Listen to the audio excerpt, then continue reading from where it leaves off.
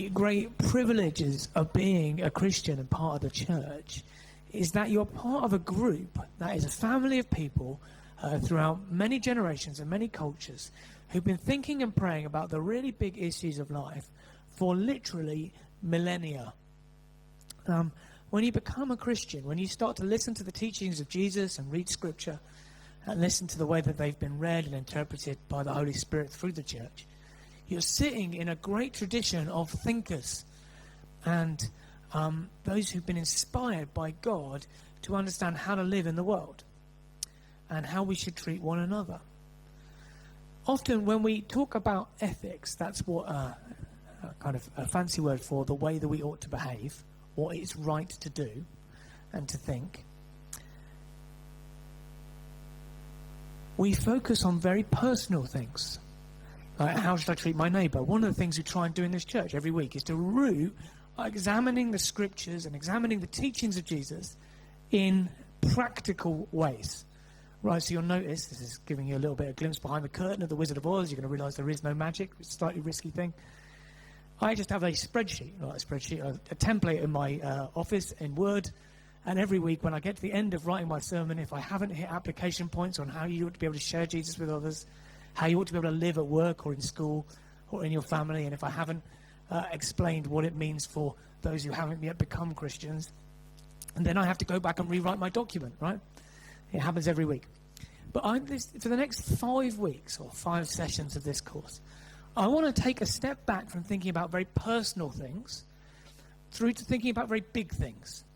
And partly I had this in mind because we're teaching young men and women how to become mature men and women in the youth area. And that means starting to think about how you can hit big ideas, like how do you relate to creation? What does it mean to respect life? What does it mean to prioritize the family as a unit? And these kinds of ideas that I want them to start thinking about as they grew. And then I thought, but maybe older people need to think about that as well.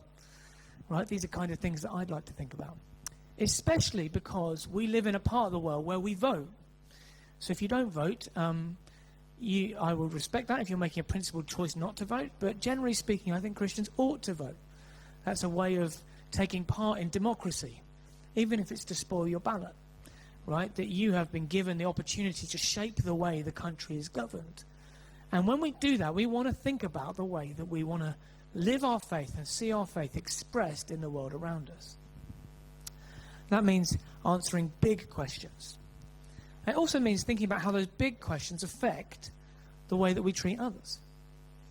I'll give you a practical example of this. One of the things we're going to be thinking about is how we can prioritize life, right? Christians believe in the dignity, this isn't what we're thinking about this week, we'll come to this next week, but the dignity and the sanctity, that means the holiness of life.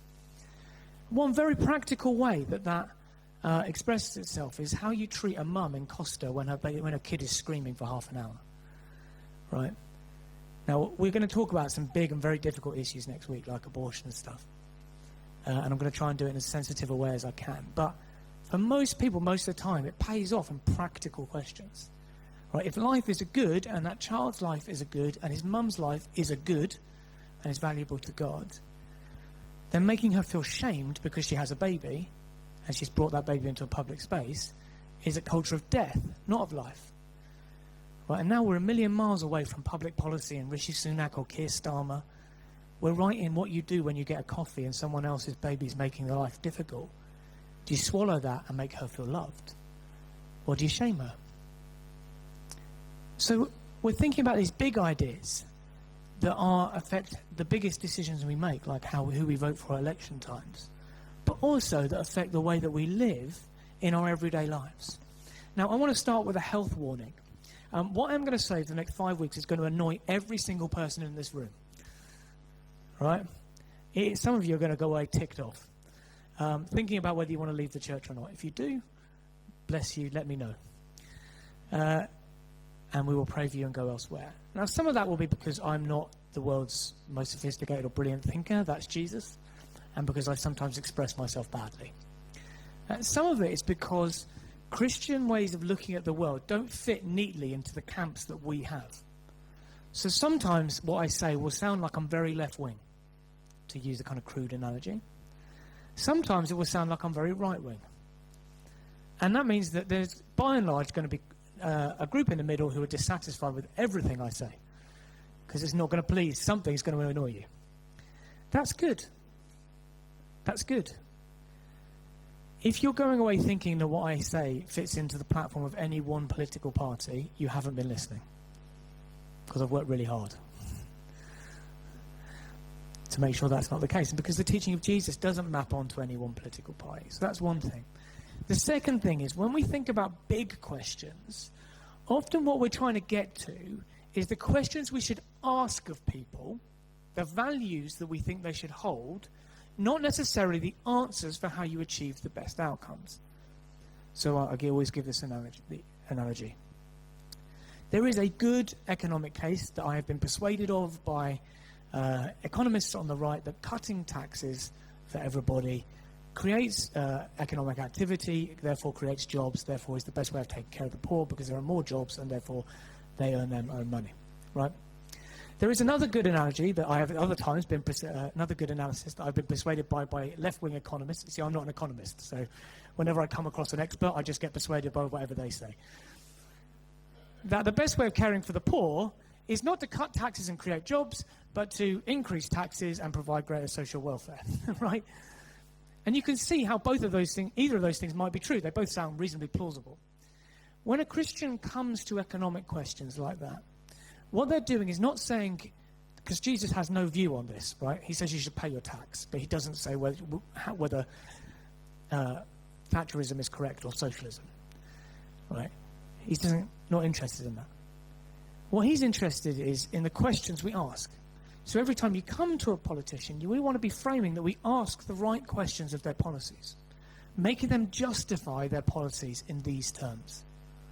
And if they can't do it, then we should be suspicious. Okay? I'm not saying what works. What I'm saying is, what questions should we be asking? Where should we be going? Because that's the job of theology and ethics. Similarly, I'm not telling you how you should run your workplace or how you should run your family. But I do think Jesus has a lot to say about the values that should underpin your workplace, or the values that should underpin your family. I'm not going to repeat this every week, but I wanted to go over what I am and am not doing. Now, one of the big questions, probably the biggest question that is presented to us as we think about the way we should live in the world, is how we should relate to creation, how we should relate to the environment. And you'll see this dominating public policy debates. You will see it dominating education, right? I can remember very plainly my daughter coming back to me when she was 7 years old, and she'd been told at school the world was going to end. In her mind, this is what she'd been told. Climate change is happening, we're all going to die by 2030. And she was very anxious, right? Now, you might think there's a question about the wisdom of a teacher in that moment. I would agree with you about that question. And, you might then think we went and had an interesting parents' evening. Again, you might be right. But I sat down to her and once we got over the fact the world is not going to, no one really thinks the world's going to end in 7 years' time, or 8 years' time as it was. You can then have a good conversation about the concerns that are underpinning what her teacher's talking to her about. Now, again, I want to ask you a health warning. I am not going to comment on scientific modelling. Right, some of you will be sitting there thinking, I have a very firm idea about climate change. Good for you. Well done. I'm not going to talk about it. With the best will in the world, it's not my job. What I want to talk about is the way we relate to the world around us. What questions should we be asking? How does Jesus teach us to approach the world around us? So here's my summary. That was a much longer introduction than I'd normally give. Here's my summary of everything I say about this. Christians should care for and use creation with love for one another and with respect for God. Christians should care for and use creation with love for one another and respect for God. Christians should care for and use creation with respect for one another, with love for one another and respect for God. So what's the heart of the Christian view of the world around us, right? First of all, that it is awesome. It's amazing. And secondly, that so are human beings. And human beings have a unique role in relation to it. So how does this relationship go wrong? How does it go wrong? It's the most basic commandment in the Bible. It happens at the end of the first chapter of Genesis, right? When Genesis 1 to 3 are talking about the relationships between human beings, each other, and the rest of the world, right? When we talk about Genesis 1 to 3, you often want to talk about it in relation to science, which is not a topic that they had in mind at all. If you start to think about it for even a moment, that will become blindingly obvious, right? The writer of Genesis had no thoughts about that, because he couldn't possibly have anticipated the debates that we were having now. What his main concern with, that's not to say it's not relevant to questions about creation and science. Okay, I'm going to be talking about that in the future. Of course it's relevant, and it has interesting things to say. But the main idea behind it is about relationships. It's about relationships between human beings, and between human beings and God, and between human beings and the world God has made. That is what it's about. That's the big idea. Jesus affirmed it explicitly. He quotes from these chapters of Genesis when he's discussing marriage, actually, with the Pharisees. So how do human relationships with creation go wrong? Well, they go wrong in two ways.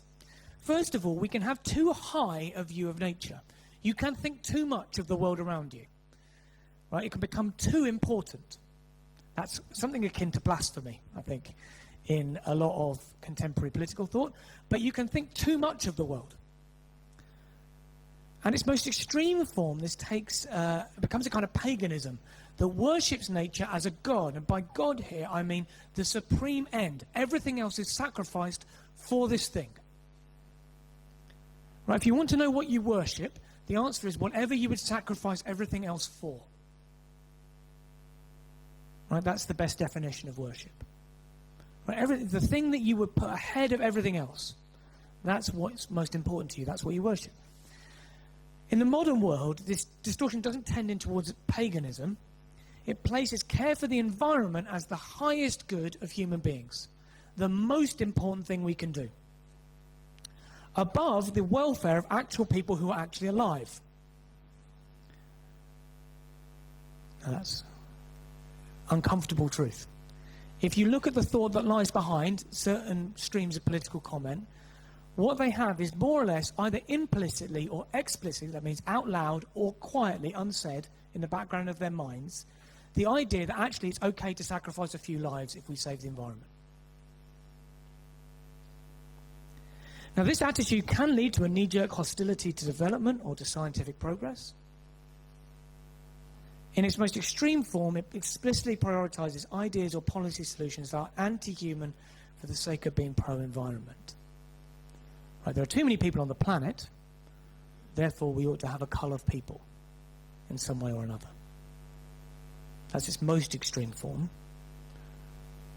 All of these distortions have at their heart the error of valuing creation too highly, of making the created world on the same level as its creator. I know this is quite technical, I can see that. But I want to take seriously the idea that we're engaging with this. Now, you can go the opposite direction, right? You can have too low a view of the natural world. Here, creation is not worshipped, but despised. Its value is found solely in its usefulness to human beings, rather than being worthy of love and care for its own sake. So this is where we value something only if we can use it for our immediate needs, or it makes our life more pleasurable. This attitude leads to an uncritical consumerism and expansion. It sees the natural world as a resource to be exploited for human convenience or luxury. Burn, baby, burn. Right? Or in America, there is a phrase which is drill, baby, drill. Right? Do whatever the heck you like to creation, because it's all going to go and end up in dust in the end. So you might as well live and party and enjoy it now. Right? It's kind of nihilism. These distortions have at their heart too high a view of humanity. Actually. What they think is that we are separate from and Lord of creation. And we dismiss the created world itself. So, having set up two extremes, what is the Christian perspective? Well, Christians begin from the idea that God made the world and it's good. The world you live in is good. You ever played football on a freshly cut grass pitch? I can see you shaking your head. Mary, that should be on your bucket list. right? Go on these tour of Tottenham Hotspur Stadium, or I could say Stamford Bridge. It's all right, Stephen. Yeah, it's a very broad church. And look at the way that they cut the grass. I'm not joking, right? One of the great wonders of the world is how flat the pitch is at Tottenham. It's amazing. It's like beautiful. It's like an optical illusion. I've never seen anything that flat. You look at and you smell the grass, and you're like, oh, this is good. This is good. Really good. You get up and you see the sun come in and you feel the breeze in your face. You're like, oh, this is good. The world is good. It's good.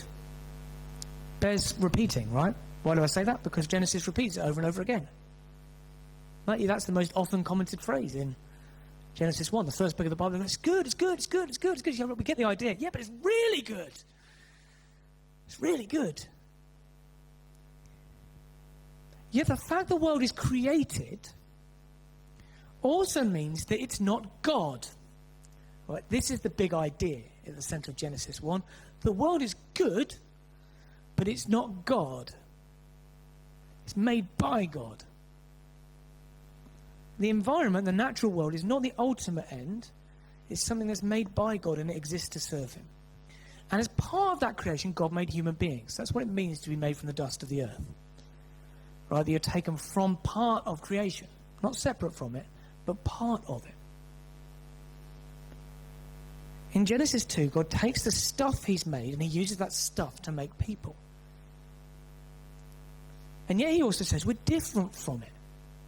Taken from it, but different from it. You see what a beautiful and complex idea Genesis 2 is. Sometimes these chapters of the Bible are derided as kind of the thought of primitive people. You're like, they're actually the most beautiful philosophy of humanity that's ever been written. If these guys were primitive, what does that make us? Set apart from the rest of creation. They are, in a sense, higher than all the other things. God sets them apart as made in his image. He breathes on them in a unique way. Isn't it amusing how accurate the poetry of Scripture captures who human beings are? Right, this is the best account of who human beings are. Now, it's not interested in processes. You know, there's no account of how God made human beings from the dust of the earth. None. 0 words said about that. Not interested in it.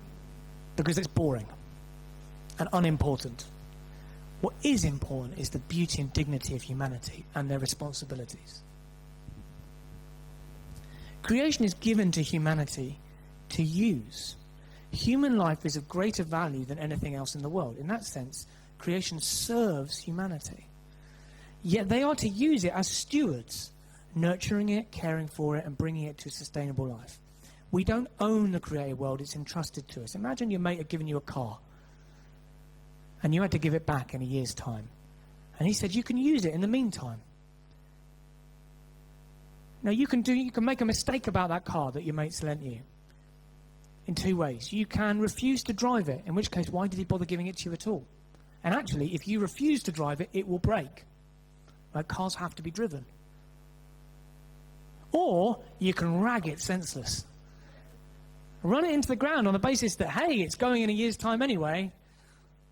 Parallel parking, no problem, I'll just crash. Oil change, why bother? And at the end of the year, you give it back to your friend and he looks at the car, and then the one thing, he looks at it covered in dust with the engine going, battery going dead from disuse and all the rest of it, and says, well, why did I bother giving to you at all? I could have had it. Someone else could have had it. And on the other, he looks at the car that you've smashed into your neighbour's car and all the damage you've done on the way, and thinks, my goodness, didn't you know that it was mine, not yours? That's the world. And that's us. We don't own the world. It's been entrusted to us. And we're entitled to use it and develop it, but we have to account to the owner for how we do so. So what does this mean for the way that we treat the world? Well, we should be willing to use creation to sustain and develop human life. It's good to do so. Human beings are good. They are very good. They are the highest point of creation. Part of the foundations of modern science was the Christian insight that the world is not God and therefore you can experiment on it. Right? It's okay to cut up crops, or even if you are saving human lives, to cut up animals, because the world is not God. It serves human life. Right? Now that's a Christian idea. It stands against paganism. In paganism, if you worship the world, you can't do experiments on it, because you can't do experiments on God. It's blasphemy. Right? It's a Christian idea. There is a hierarchy in creation, and human beings are at the top. In our part, you know, it turns out there are in other parts of the universe some different laws applying. Who knows? In our world, that's the rule. Human life is the most important. If you save your dog and not your child, you are a bad parent. Right? The answer who would I save in a burning building should always be the kid, not the dog. Okay? And if you need that word for you this morning, take it and run with it. Now, we all know that. But there is a hierarchy, and that means that there are privileges, but there are also responsibilities. Being at the top brings responsibilities for those who are beneath you. To care for them, to nurture them, not to use them. We should always be suspicious of behaviour and policies that are exploitative or unnecessarily destructive. We should be careful to avoid destructive behaviour, particularly where it's driven not by need, but by greed, by the desire for something more that can never be satisfied. So how do we apply this as voters, as a church, and as individuals? Well, as voters, when Christians are thinking about creation care and environmental issues, as they think about who to vote for or who to lobby, they should be asking these sorts of questions. How will this party or this person's policies affect the natural world? That is a good question to ask. What will be the consequence of the way you want to do things for the natural world?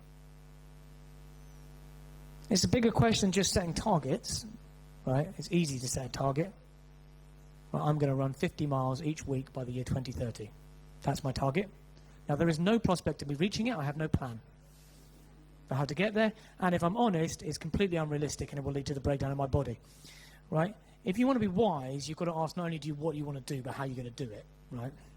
Is it going to work? There's a wisdom judgment about what's prudent or workable, but it's a good question to ask. What are you going to do? What's going to be the effect of the way you want to live for the planet? What is the human cost of those policies? That's a good question to ask. There is always a human cost. What will it be, and how can it be justified? Pretending there's no cost is bonkers.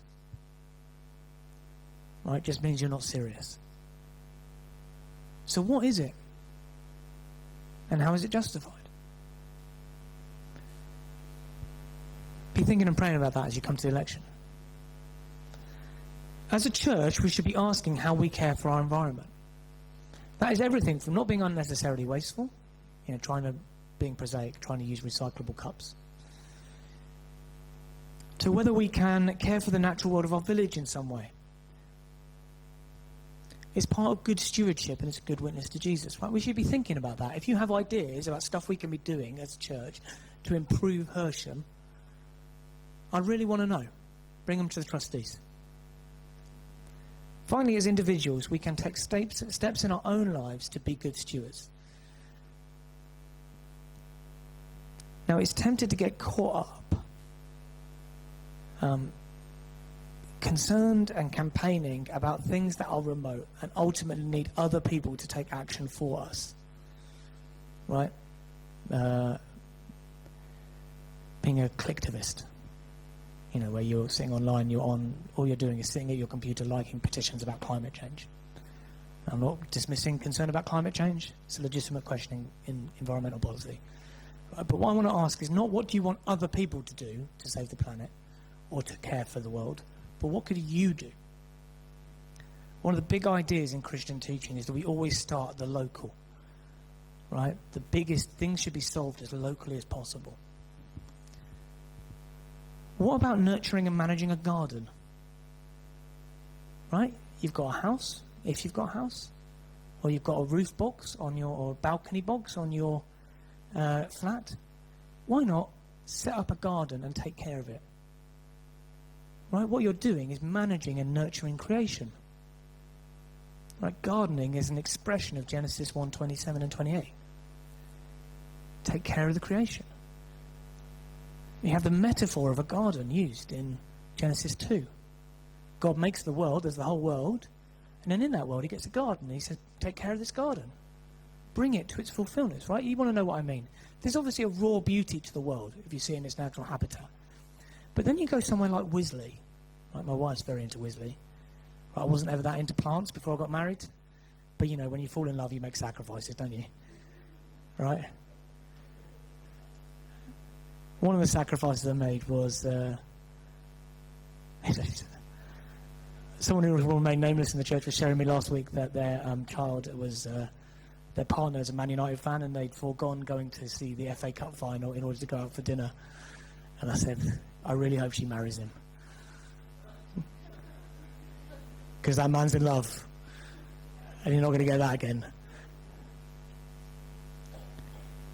I started going around horticultural gardens because it's what you do to win a girl. And you look at the beauty of someone who's taken the creation, the wildness of it, and made it civilized, made it beautiful, set it up so that flowers can bloom at the right time, and you get different combinations of colour. And what you see in real life is Genesis 1 worked out. Right? The world, all the raw materials are there, and then human ingenuity has come along and skillfully made them. So it's a garden. Right, it's good. What about litter picking? The thing that makes the biggest difference to our road is when Abby and her friend Emily go down and litter pick. Right? They like to get their roller skates out. They have a little claw thing. They litter pick. I'm not joking. Pick up litter. Clear up after your dog. These things make a huge environment. Why not walk instead of driving? They're not excitable or fashionable. No one's going to start a petition on change.org and get you to sign it saying, please could more people litter pick on their road. But if everyone in this church litter picked on their road once a year, it would make a bigger difference to the environment in Hersham than any amount of online activism. Right? Just think about it. These aren't exciting or fashionable things, but they're all acts of faith or obedience, caring for creation and carrying out God's command. Christians should care for and use creation with love for one another and respect for God.